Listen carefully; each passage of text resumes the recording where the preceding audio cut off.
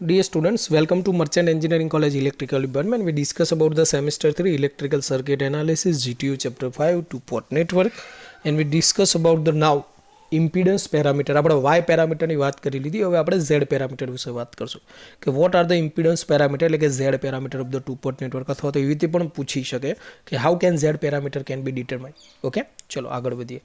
હવે આપણે z પેરામીટરની equation આપણને ખૂબ જ સારી રીતે આવડે. કેમ જોઈ લો. આપણે એક વસ્તુ લખી શકીએ v is equal two IR. આવડે કે ના આવડે? હવે આ તો આપણી રેઝિસ્ટિવ સર્કિટ હોય એટલે v is equal to IZ પણ લખી શકાય ને. તો બસ v is equal to IZ equation ઉપરથી આપણે આખી ઇક્વેશન બનાવી છે. કેવી રીતે કે ભાઈ v is equal to IZ એટલે કે V1. ઓકે, હવે આપણે અહીંયા શું કરશું, V1 અને V2 ને વેરી ડિપેન્ડન્ટ કરશું અને ઇનડિપેન્ડન્ટ આપણે I1 I2 ને કરશું. તો વચ્ચે અહીંયા વત્તા કરી દેવાનું. ઓકે, એક મિનિટ અલગ રીતે તમને થોડું સમજાવું. ચલો, v is equal to IZ. Okay, ચલો આ V1 ની ઇક્વેશન છે. આપણે I1 ને ઇન્ડિપેન્ડન્ટ લીધું તો I1 અને I2 લઈશું અહીંયા, અને Z એટલે 1 1 1 2. એવી જ રીતે પાછી equation v is equal to IZ વત્તા IZ, અહીંયા I1 અને I2, Z1 માં હવે આવશે Z21 Z22 અને આવશે V2. બસ ઇક્વેશન તૈયાર.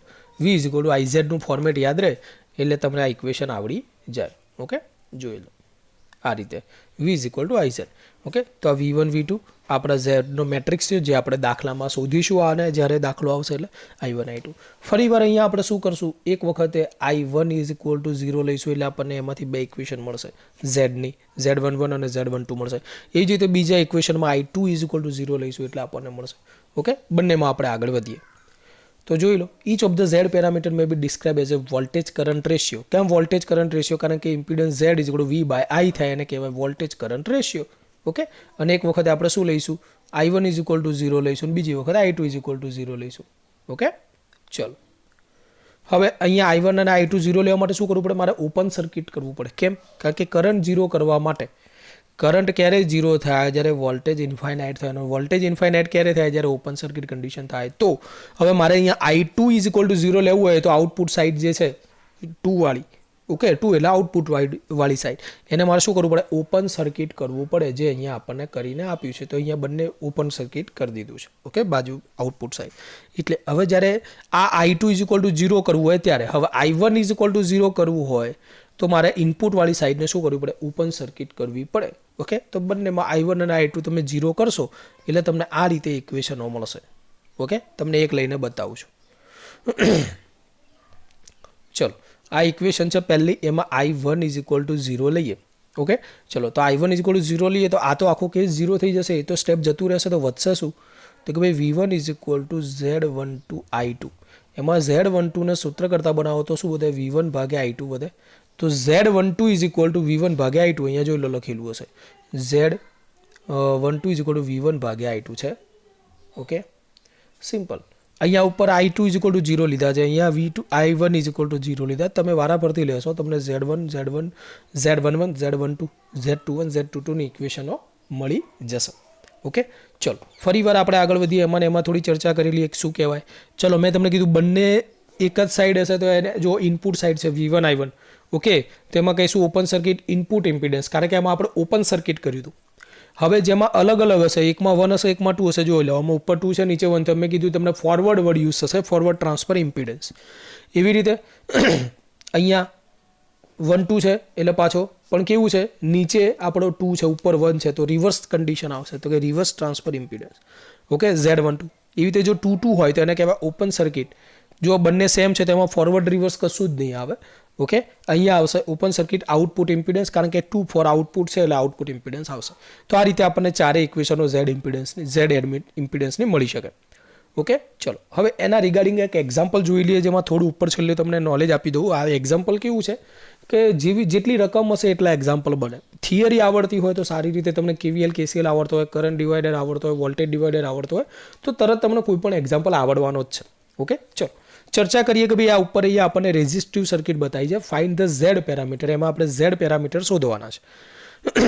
ઓકે, આઈ થિંક રકમ આપણી આગળ જે હતી એને એ જ છે, Y પેરામીટરની રકમ હતી એ જ રકમ છે, બરોબર. ચલો find the Z parameter for the resistive network. તો અહીંયા આપણે શરૂઆત કરીએ. પહેલાં મારી ઇક્વેશનો લખી દઈએ V1 V2 ની. V is equal to IZ થાય, v is equal to i z થાય. એની ઇક્વેશનો આપણે લખી દઈએ. V one is equal to z one one one i one, z one two i two, અને v two is equal to z two one i one અને z two two i two. Okay, ચલો વારા પરથી આપણે શું કરશું, અંદર જે આઈ વન અને આઈ ટુ છે એને 0 લઈશું. એને 0 કરવા માટે શું કરવું પડે, ઓપન સર્કિટ કરવું પડે. કરંટ 0 કરવા માટે ઓપન સર્કિટ કરવું પડે V2 સાઈડે. ઓકે, ચલો તો અહીંયા V2 ઇઝ ઓપન સર્કિટ કર્યો છે, તો આ મારો V2 છે. ઓકે, એને અહીંયા લોકોએ ઓપન સર્કિટ કરી દીધું કે ભાઈ હવે ત્યાં કંઈ છે જ નહીં. ઓકે, તો સર્કિટ આવી બનશે. તો હવે એક કામ કરો ને, V is equal two IR અને રેઝિસ્ટર કેટલો થાય, તો કે રેઝિસ્ટર થાય આનો ઇક્વલન્ટ રેઝિસ્ટર કેટલો થાય, તો જુઓ આ એક છે એ આ બેના સાથે પેરેલલ થાય, અને પેરેલલનો જવાબ આના સાથે શું થાય, સિરીઝ થાય. તો અહીંયા એ વસ્તુ લખેલી છે.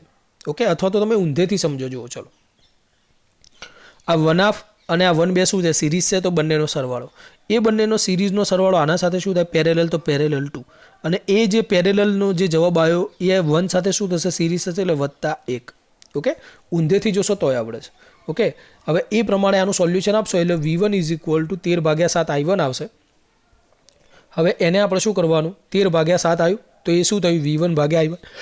તો એ મારા Z11નો જવાબ થયો. તો મારું Z11 આવી ગયું. ચલો હવે કરંટ ડિવાઈડર રૂલ વાપરો અને આપણે હવે શોધવાનો પ્રયત્ન કરશું મારો Z21.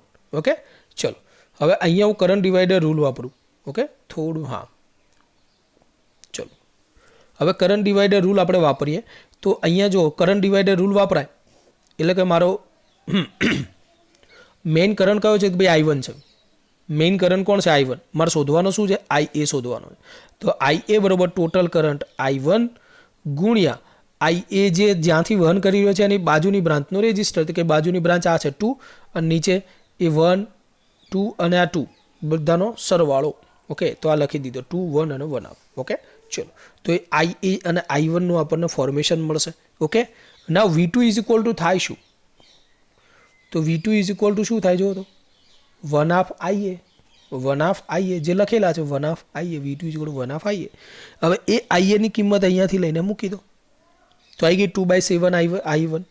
હવે આવી ગઈ એટલે મારે Z21 શોધવા માટે જોઈતું હતું શું, તો કે ભાઈ V2/I1 જોઈતું હતું.